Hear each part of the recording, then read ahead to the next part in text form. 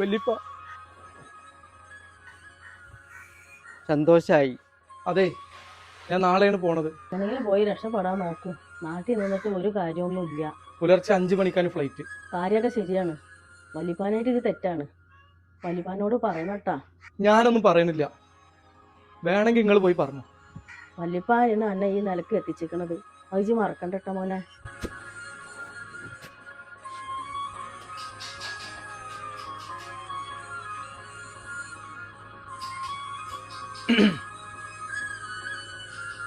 എന്തേ?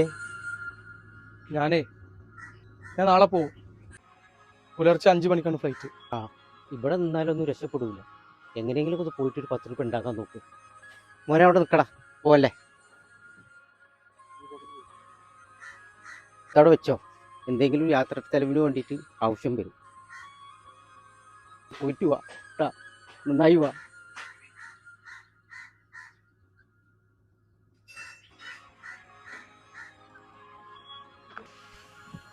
വല്യപ്പ